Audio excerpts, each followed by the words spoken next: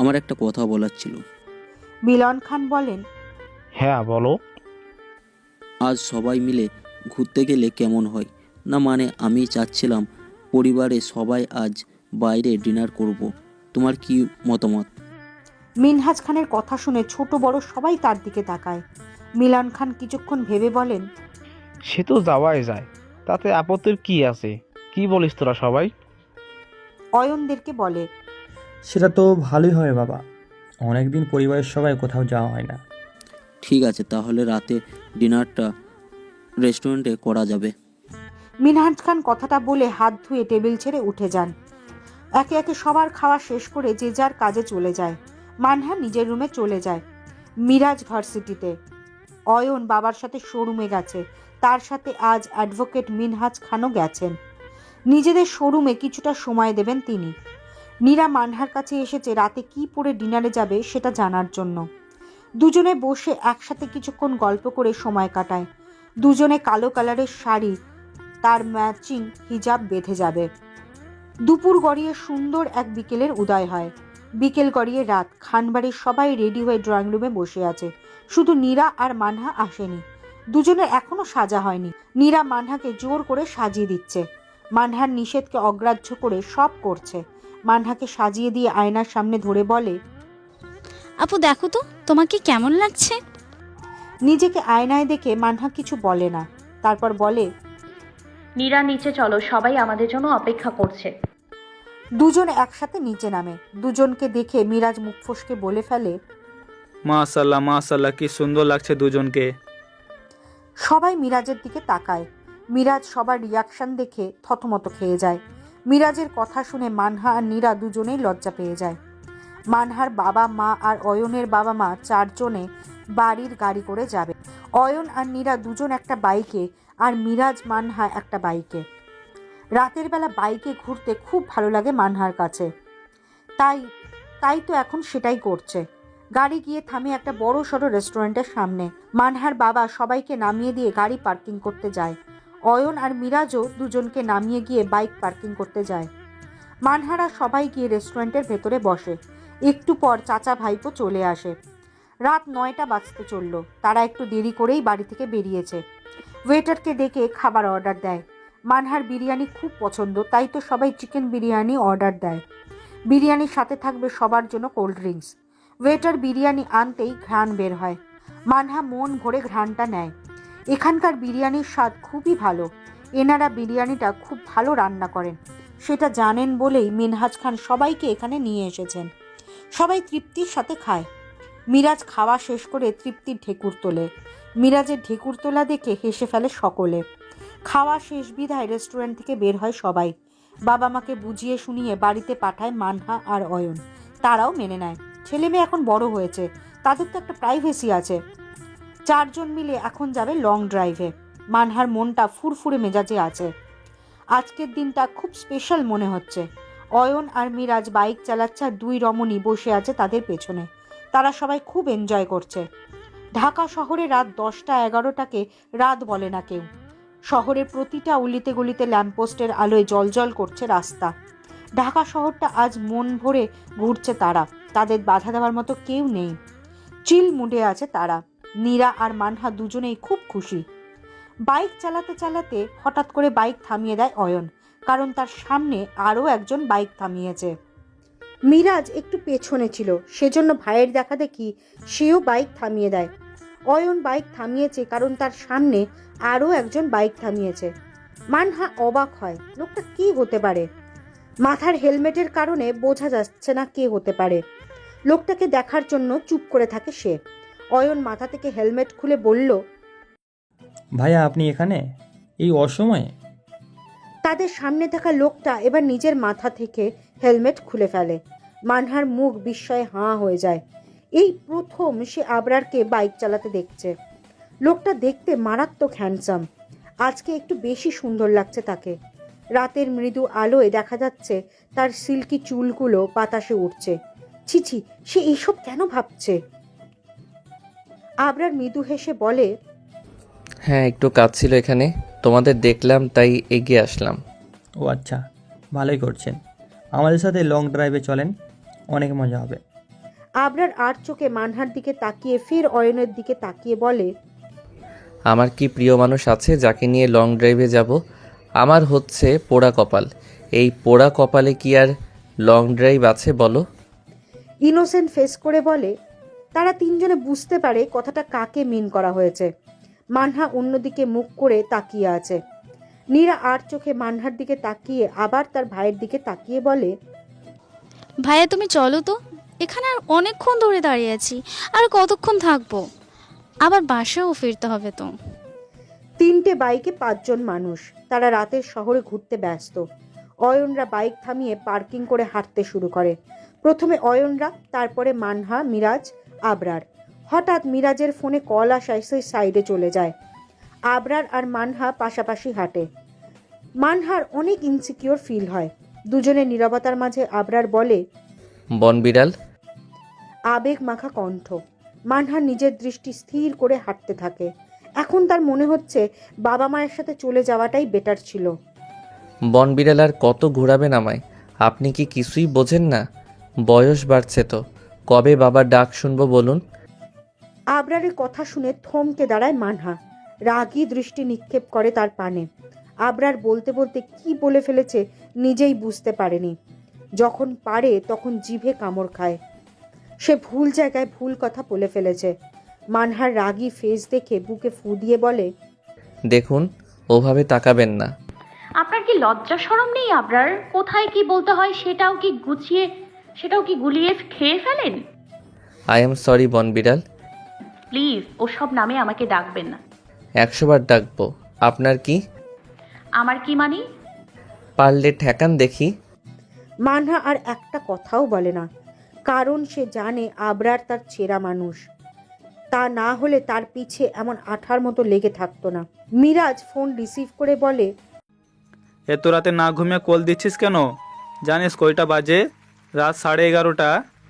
ফোনের অপর প্রান্ত থেকে তানসি বলে, আরে গাধা, বাংলাদেশে এখন 11:30 বাজলেও আমেরিকায় এখন 9:30 বাজে। ওহ সিট, আমার তো খেয়াল ছিল না।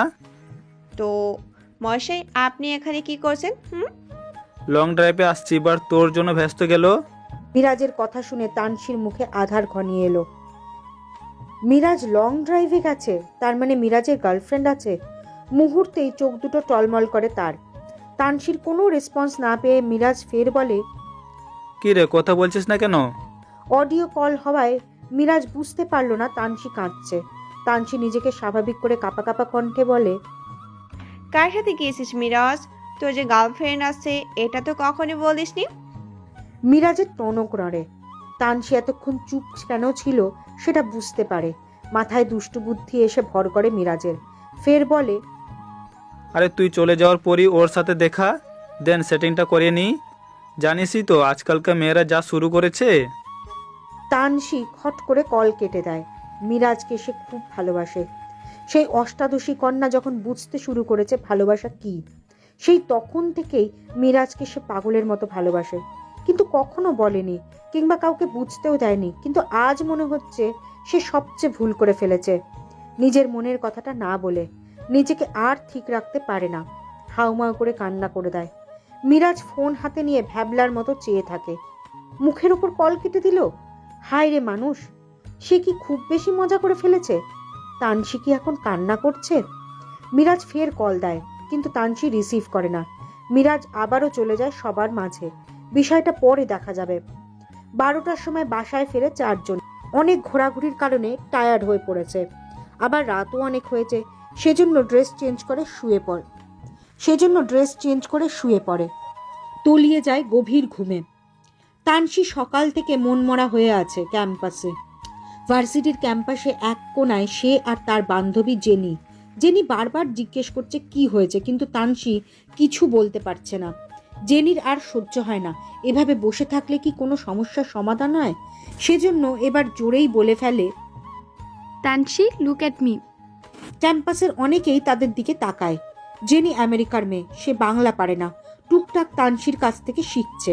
তারা ইংরেজিতে কথা বলে। হে বল। ক্লিয়ার করে বল কি হয়েছে। মিরাজের গার্লফ্রেন্ড আছে জেনি। হোয়াট? হ্যাঁ, কাল রাতে তারা লং ড্রাইভে গেছে। কি বলিস? তোকে বারবার করে বলেছিলাম মনের কথা বলে দে, শুনলি না তুই। এখন কি হবে তাহলে? মুখে হাত দিয়ে ভাবুক হয়ে বলে, আমি জানি না রে, আমার খুব কষ্ট হচ্ছে। মিরাজ কি বোঝে না আমি ওকে লাইক করি? ওর সাথে একটা মাস একই ছাদের নিচে কাটিয়েছি, ওর সাথে ঝগড়া করছি, কত শত কথা বলছি, বাট বুঝলো না রে, আমি হেরে গেলাম। বলে কান্নায় ভেঙে পড়ে তানসী। প্লিজ কান্না করিস না, এভাবে ভেঙে পড়লে হবে না। আমি মিরাজের সাথে কথা বলবো। প্লিজ তুই কান্না অফ কর। তাদের দুজনের আর ক্লাস করা হলো না, দুজনে বসা পাশাপাশি। ভার্সিটি থেকে বের হয় দুজনে। তানসীর মন ভালো করার জন্য তারা ঘুরবে। তাতে যদি তানসীর মন ভালো হয়, তানসীর বেস্ট ফ্রেন্ড জেনি। একই সাথে তাদের বেড়ে ওঠা। তানসীর জন্ম বাংলাদেশে হলেও ছোট থেকেই তানসী আমেরিকায় বড় হয়েছে, সেই জন্য তাদের বন্ডিংটা অনেক স্ট্রং। দেখতে দেখতে 10 দিন পার হয়ে গেছে। কিভাবে যে সময় পার হয়ে গেছে বুঝতে পারেনি মানহা। তাকে আমেরিকা যেতে হবে খুব আর্জেন্ট। তাই তো বাবা মা চাচা চাচি সবাইকে নিজের রুমে ডেকেছে। সবাই মানহার রুমে বসে আছে। মানহার জরুরি তলবে হাজির সকলে। মিনহাজ খান মেয়েকে উদ্দেশ্য করে বলেন, মা না মামুনি কি বলবে তুমি? কিছু কি হয়েছে? না বাবা, কিছু হয়নি। তোমাদেরকে একটা কথা বলার জন্য আসতে বলছি। বল মা। মিলন খান বলেন। চাচু, বাবা, মা, বড় আব্বু, তোমাদেরকে আমি যা বলবো সেটা কাউকে বলবে না, এমনকি ভাইয়া মিরাজকেও না। কেন, আর কি কথা বলবি? বাবা, আমাকে আমেরিকা যেতে হবে। কি? কিন্তু কেন?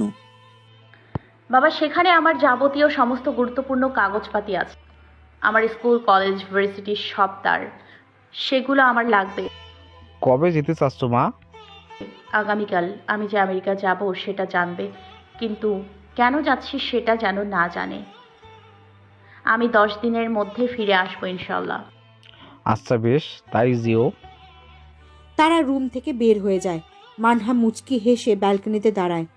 তার সাথে এতদিন সবাই গেম খেলছে, তাকে বোকা বানিয়েছে, সে কেন ছেড়ে দেবে? মিস্টার আবরার তেজ, তুমি যদি চলো ডালে ডালে, তো মানহা চলে পাতায় পাতায়। বলে রহস্যময়ী হেসে ওঠে। Just wait and see mister Abrar Tej. তোমাকে আমি বুঝিয়ে ছাড়বো ভালোবাসার মানুষ দূরে চলে গেলে কেমন লাগে। সকাল সকাল রেডি হয়ে নিচে নেমে আসে মানহা। তাকে এমন পরিপাটি হয়ে নিচে নামতে দেখে অয়ন, মিরাজ, নীরা তিনজনই অবাক হয়। বাকিরা তো সবটা জানে। নীরা অবাকের রেশ নিয়ে জিজ্ঞেস করে, আপু তুমি সাজগোজ করে কোথায় যাচ্ছ? হ্যাঁ রে বোন, তুই কোথায় যাচ্ছিস? আমাদের কাউকে তো কিছু বলিসনি। মানহা সবার রিয়াকশন দেখে মনে মনে বলে, মাত্র তো শুরু, দেখো কি কি করতে পারি। মানহাকে চুপ থাকতে দেখে মিরাজ উঠে এসে মানহার সামনে দাঁড়ায়। খুঁটে খুঁটে দেখে বিস্ময় নিয়ে বলে, আপু তুমি আমেরিকা যাচ্ছ? হ্যাঁ। সোজা জবাব। মানহার কথা শুনে অয়ন চেঁচিয়ে বলে, কি বলছিস এসব? তোর মাথা ঠিক আছে তো? হ্যাঁ, তুই না সবাইকে বললি তুই আর আমেরিকায় যাবি না, তাহলে হঠাৎ করে ডিসিশন চেঞ্জ করলি কেন বোন? তুই কি রাগ করে চলে যাচ্ছিস? ভাইদের এত এত প্রশ্নের জবাব কি করে দেবে মানহা? নিজের ভেতরে অনেক দ্বিধাদ্বন্দ্ব কাজ করছে। মিথ্যা বলতে কেমন একটা লাগছে। মানহাকে চুপ থাকতে দেখে মিলন খান এগিয়ে আসেন। সবাইকে যে যার জায়গায় বসতে বলেন। তারা আগের জায়গায় গিয়ে বসে। মিলন খান সবাইকে উদ্দেশ্য করে বলে, শোনো মানহা মামুনি, আমেরিকা যেতে চাই। মামুনি নিজের সিদ্ধান্ত নিজে নিতে পারে। সে এখন যথেষ্ট বড় হয়েছে এবং যথেষ্ট বুদ্ধিমতী। সে কোনো বাচ্চা মেয়ে নয়। সে এখানে থাকতে চাচ্ছে না। আমরা জোর করে তাকে ধরে বেঁধে রাখতে পারি না। তাই বলে বাবা? কোনো কথা নয় অয়ন। মানহা মামুনি যে সিদ্ধান্ত নিয়েছে সেটা আমরা মেনে নিয়েছি। তোমাদের কোনো প্রশ্ন থাকলে আমাকে করতে পারো। মানহা চাচুর দিকে কৃতজ্ঞতার সহিত তাকায়। তাকে বড় বাঁচান বাঁচিয়ে দিল। মিলন খান ইশারায় আশ্বস্ত করেন। কারোর মুখে কোনো কথা নেই। অয়ন গম্ভীর দৃষ্টিতে বোনের দিকে তাকিয়ে আছে কিছুক্ষণ। খুব অভিমান হয়েছে তার। তার বোনটা এমন কেন করছে? সবটা তার রহস্যময় লাগছে। তার বোন যেটা বলে সেটাই করে। মানহার কথার খেলাপ হয় না কখনো, কিন্তু আজ হঠাৎ কি হলো ওর? মিরাজ কিছু না বলে বাড়ি থেকে বেরিয়ে যায়। মানহা পেছন থেকে ডাকলেও রেসপন্স করে না। অয়নও সেম কাজ করে। থাকলো শুধু নীরা। সেইবার কি করবে? শাশুড়ি আর চাচি শাশুড়ির কাছে চলে যায়। মানহাকে তানিয়া বেগম পরম যত্নে খাইয়ে দেন আর চোখের পানি ফেলেন। মানহা মাকে কান্না করতে দেখে ফিসফিস করে বলে, মা কান্না করলে কিন্তু আর আসবো না, তখন কিন্তু সব সময় কাঁদতে হবে। তার থেকে ভালো হাসি মুখে আমায় বিদায় দাও। খাওয়া শেষ করে সবার থেকে বিদায় নিই। তানিয়া বেগম কান্না করছেন। মিনহাজ খান মেয়েকে এয়ারপোর্টে দিয়ে আসবেন। মানহা বাসা থেকে বের হতেই নীরা দৌড়ে রুমে চলে যায়। আবরারকে এখনই বলতে হবে, নইলে কি যে হবে আল্লাহ জানে। 4 তলা বিশিষ্ট বিল্ডিংয়ে দাঁড়িয়ে আছে এক রমণী। তার দৃষ্টি সামনে বড় বড় বিল্ডিংয়ে। রমণীটি আর কেউ নয়, রমণীটি হলো মানহা। আজ 2টা দিন হয়ে গেছে সে আমেরিকায় এসেছে। আসার পর অয়ন আর মিরাজের সাথে কথা হয়নি বললে ভুল হবে। মানহা ফোন দিলে তারা কেটে দিয়েছে। কোনো ব্যাপার না, কয়েকটা দিনেরই তো ব্যাপার ভেবে মুচকি হাসে সে। আবরারের কথা ভেবে অনেক হাসি পাচ্ছে। মনে পড়ে যায় সেদিনের কথা। মানহা যখন এয়ারপোর্টের ভেতরে ঢুকে পড়ে তখন আবরারকে তার দিকে ছুটে আসতে দেখে। মানহা না দেখার ভান করে চলে আসছিল। এয়ারপোর্টের লোক আবরারকে ভেতরে ঢুকতে দেয়নি। নিরাশ হয়ে ফিরে যেতে হয়েছিল তাকে। আবরার যোগাযোগ করলেও সে করেনি। মানহা যখন তার ফুপির বাসায় পৌঁছলো তখন তাকে দেখে ভূত দেখার মতো চমকে যায় সকলে, তাতে অনেক খুশিও হয়। তানসির সে কি কাণ্ড, আপুকে পেয়ে অনেক হ্যাপি সে। তানভি খান মানহাকে রেস্ট নিতে ওপরে পাঠিয়ে দেন। আমেরিকার সবচেয়ে সুন্দর একটি জায়গা হলো সান ডিয়েগো, ক্যালিফোর্নিয়া। সপরিবারে ঘুরতে যাওয়ার জন্য সবচেয়ে ভালো স্থান। এই শহরের উপকূল বরাবর রয়েছে একাধিক সমুদ্র তট, যেখানে বসে বেশিরভাগ সময় কাটিয়ে দেওয়া যায়। তবে নানান ধরনের জলক্রীড়ার ব্যবস্থাও আছে। এছাড়াও বিশাল সমুদ্রের তলার জগৎটা ঠিক কীরকম তা জানতে গেলে একবার ঘুরে আসতে হবে La Jolla underwater park and cove থেকে। এছাড়াও রয়েছে সান ডিয়েগো চিড়িয়াখানা, Balboa Park, Spanish Village and Art Centre. হাতে সময় নিয়ে ঘুরতে হবে। আজ তানসিদের সপরিবার মিলে এসেছে সান ডিয়েগোতে। মানহাও এসেছে। জায়গাটা অসম্ভব রকম সুন্দর। মানহার বরাবর সমুদ্র খুব পছন্দ। সমুদ্রের ধারে পা ভিজিয়ে বসে আছে সে। তার দেখা দেখি তানসিও সেম কাজ করছে। তাসকিনকে তাদের ছবি তুলে দিতে বলে। তাসকিন খুব ভালো ফটোগ্রাফার, ছবি তোলা তার নেশা। যেখানেই যাবে সেখানেই ক্যামেরা নিয়ে যায়। মানহা আর তানসি বিভিন্ন ধরনের পোজ দেয় আর তাসকিন তাদের ছবি তুলে দিচ্ছে। গোধূলির শেষ বিকেলে ছবিগুলোর সৌন্দর্য ফুটিয়ে তুলছে। সেখান থেকে একজন লোককে ডেকে ফ্যামিলি ফটো তোলে তাসকিন। সারা বিকেল ঘুরে সন্ধ্যায় বাসা ফেরে সকলে। মানহা নিজের রুমে এসে ফ্রেশ হয়ে ব্যালকনিতে দাঁড়ায়। ফোন চেক করে তার চোখ উল্টে যায়। আবরারের অসংখ্য মেসেজ, ফোন কল। প্রতিটা মেসেজ খুব মনোযোগ দিয়ে পড়ছে মানহা। লাস্টের মেসেজ পড়ে ঠোঁটে ফুটে ওঠে তৃপ্তির হাসি। অজানা কারণে মনটা শীতল হয়ে ওঠে। মেসেজটি পড়া শুরু করে সে। বনবিড়াল, আপনাকে ছাড়া আমি ভালো নেই। জানি আপনিও আমাকে ছাড়া ভালো নেই। আপনাকে ছাড়া আমি অসম্পূর্ণ। আর কত বলেন, আর কত অপেক্ষা করাবেন? আপনার সাথে যোগাযোগ করতে চাচ্ছি, বাট আপনি যোগাযোগ করছেন না কেন বলুন তো? কী দোষ করেছি আমি? আপনাকে ভালোবাসাই কি আমার দোষ? যদি তাই হয়ে থাকে তাহলে এমন দোষ আমি বারবার করতে রাজি আছি। ভালোবাসার মানুষ দূরে চলে গেলে যে কী পরিমাণ কষ্ট সেটা তো আপনি জানেন। তাহলে কেন সেই কষ্ট আমাকে দিচ্ছেন? প্লিজ ফিরে আসুন না। সেদিন যখন জানতে পারলাম আপনি চলে যাচ্ছেন তখন আপনার জন্য সব কিছু ফেলে ছুটে গেছি, কিন্তু আপনার সাথে কথা বলতে পারলাম না, আপনাকে ভালো করে দেখতে পারলাম না, কোনোটাই না। কতবার ডেকেছি সেটা কি আপনি জানেন? না, জানেন না। জানলে হয়তো যোগাযোগ করতেন। বিষণ্ণতা আমাকে ঘিরে ধরেছে বনবিড়াল। আমার সব কিছু বিষাক্ত লাগছে বনবিড়াল। কিছুতেই কাজে মন দিতে পারছি না। এমন হলে কোম্পানির ক্ষতি হবে সেটা জেনেও আমি কিছু করতে পারছি না। আপনার নেশা আমার সব কিছু এলোমেলো করে দিছে। আপনি কি ভেবেছেন আপনি দূরে চলে গেলে আমি আপনাকে ভুলে যাব? মোটেও না। আবরার তেজ যাকে একবার মন দিয়ে ফেলছে সেটা মরার আগ পর্যন্ত ফেরত নেবে না। ভালোবাসলে ভালোবাসার মানুষকে ভুলে থাকা যায় না বনবিড়াল। আমার ভালোবাসা যদি সত্যি হয়ে থাকে তাহলে আপনাকে আমি পাবই ইনশাল্লাহ। বনবিড়াল প্লিজ কাম ব্যাক, প্লিজ। আমি আর সহ্য করতে পারছি না, আমার খুব কষ্ট হচ্ছে, বুকটা ফেটে যাচ্ছে, কাউকে বলতে পারছি না। প্লিজ বনবিড়াল প্লিজ। তারপর কয়েকটা কান্নার ইমোজি দেওয়া। পুরো মেসেজটা পড়ে থমকে যায় মানহা। সে জানতো আবরার তাকে ভালোবাসে, বাট এতটা কল্পনা করতে পারেনি। এখন তার কি করা উচিত? কথা বলবে না থাক, সবটা সামনাসামনি হবে ভেবেই মুচকি হাসে। শুধু ছোট্ট একটা মেসেজ দিয়ে রাখে। এত অধৈর্য কেন আপনি?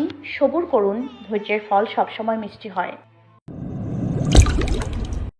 হ্যালো গাইস, ভিডিওটি ভালো লাগলে একটু লাইক করে দিও, আর অবশ্যই কমেন্ট করে জানাও ভিডিওটি তোমাদের কেমন লেগেছে।